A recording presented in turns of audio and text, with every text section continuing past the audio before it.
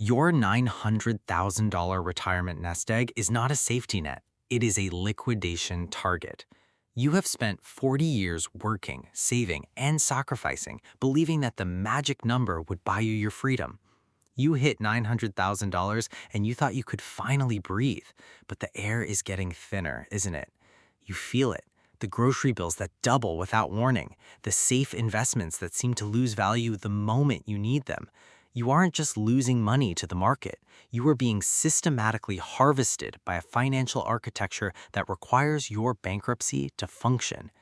By the end of this, you will know exactly why your portfolio is mathematically destined to zero and why the stay the course advice from your advisor is the most expensive mistake of your life. There is a silent mechanism embedded in every brokerage account that automatically siphons your wealth while you sleep. You look at your screen and see a total value. You feel a sense of accomplishment. But you aren't seeing the erosion. You aren't seeing the way inflation and institutional drag are grinding your purchasing power into dust. You think you have $900,000, but if you calculate the real-world cost of your lifestyle in 5 years, you actually have about $600,000 and a false sense of security. But here's the part that will actually keep you awake tonight. That $900,000 isn't yours. It is a loan you've extended to a system that has every incentive to default on you.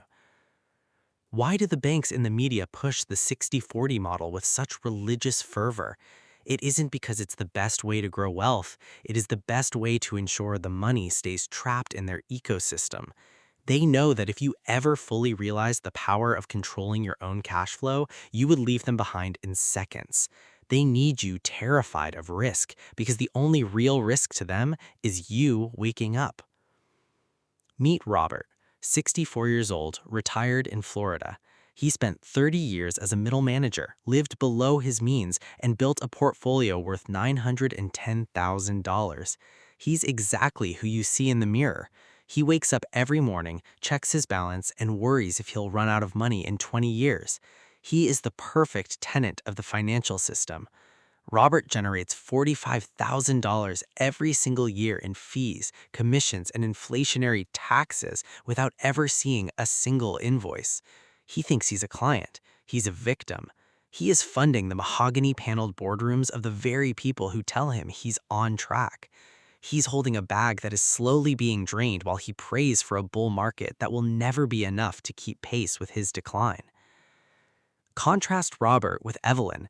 She's 68. She lives in Arizona. She had less than Robert at the start, but she stopped playing the accumulation game. She doesn't hold $900,000 in a brokerage safe box. She moved her capital into an engine. She doesn't track a net worth. She tracks her monthly cash flow. Evelyn's engine produces $7,000 every single month, regardless of what the S&P 500 is doing in New York. She doesn't fear the market crash, she waits for it, because while Robert is watching his balance evaporate, Evelyn is using the downturn to acquire more productive assets. Robert is a saver waiting for the end. Evelyn is an architect building the next century. Look at the collapse of the pension funds in the UK a few years back. These were institutions with centuries of history, run by the smartest people in the room. They had the best consultants, the best math, and the best safety protocols. They failed because they were all betting on the exact same structural lie. They assumed that their safe government bonds were immune to liquidity shocks. They were wrong. They lost billions because they lacked agility. They were holding paper claims to wealth that had already vanished the moment the environment shifted. They were the most powerful entities on Earth, and they were liquidated by their own rigid adherence to a broken system. Why would these experts ignore the math? Because they were blinded by the dogma of institutional safety. They assumed their legacy would be their shield. The fatal flaw is the assumption that accumulation equals wealth. It does not. Wealth is not a pile of numbers. Wealth is the ability to generate specific results regardless of the environment. When you keep your life savings in a standard, diversified brokerage account, you are leaving your future exposed to the very forces that are currently devaluing the currency it is denominated in. You are holding a melting block of ice and asking the waiter for a warmer seat. You aren't building a retirement, you are participating in a slow-motion liquidation event. If the traditional safe model is a trap, why does your advisor continue to push it? Because he is incentivized to protect his fee, not your principal. He needs you to believe that the system is too complex for you to understand, so you keep paying him to manage your decline. The safety you feel is a placebo designed to keep you from realizing you are the one funding the house's profit. You measure your worth by what you have saved, but game is won by what you have deployed. That $900,000 you have sitting there is essentially dead capital.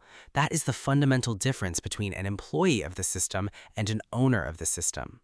Let's dismantle the bond myth. They call it a hedge. In a world of currency debasement, a bond is a promise to be paid back in money that buys less than what you originally lent. It's not an investment, it's a donation. You are paying a premium to ensure your purchasing power disappears. If you want to know why your portfolio feels like it's failing, look at your bond exposure. You are paying to stay poor. Think about your $900,000. You treat it like a museum piece. You keep it locked behind a password at a bank, and you check on it to make sure it's still there. But money that sits in storage is dying money. Capital requires velocity. It must be allocated. You are terrified of the market dipping 5%, yet you are blind to the fact that the price of your life is rising 10% every year. You are worried about the wrong risk. They keep your money under management because if it moves, they lose their income. They need you afraid of the unregulated because the regulated world is where they own you. They ignore the math because the math leads to you taking back control. They are fighting for their existence by making sure you stay inside the fence. If you pulled your money out of their ecosystem, you would be forced to think. You would be forced to build. That is the one thing they cannot allow. They need you to be a passive consumer of their products. They need you to believe that the world is too complex for you to understand. Your retirement account is not a vault to be protected. It is a machine that must be engineered to produce specific, measurable output regardless of what the world thinks is happening. Consider the platinum client lie. You hit $900,000 and the bank invites you to a lunch. They give you a fancy name. They tell you to stay the course. Stay the course? That is the most dangerous phrase in the English language. That is the instruction to keep doing the exact thing that is currently killing your net worth. It is the polite way of telling you to sit still while they continue to extract value from your account. Robert is staying the course. He's doing exactly what the brochures told him. He will retire with exactly enough to exist, but not enough to be free. He has traded his life for a balance sheet that looks like everyone else's. Evelyn, on the other hand, is pruning her underperforming segments. She is seeking higher yields in less obvious places. She is building a machine that doesn't rely on the safe index funds everyone else is piling into. She knows that wealth is not what you have, it is what you control. And what about the strangers in the comments, the ones promising you secrets and mentorship? They are the ultimate predators. They know you're scared. They know you're desperate to save your failing portfolio. But they aren't here to help you. They are here to strip the last of the meat from the bone. Every time you engage with a signal from a stranger, you are begging to be liquidated. The rebellion isn't about leaving the economy. It's about mastering it. You must stop being a customer of the bank and start being the architect of your own balance sheet. Stop asking, is my money safe? And start asking, is my money producing? That is the switch. That is the identity shift. Your portfolio isn't failing because of bad investments. It's failing because it was engineered by someone else to expire exactly when you need it to last.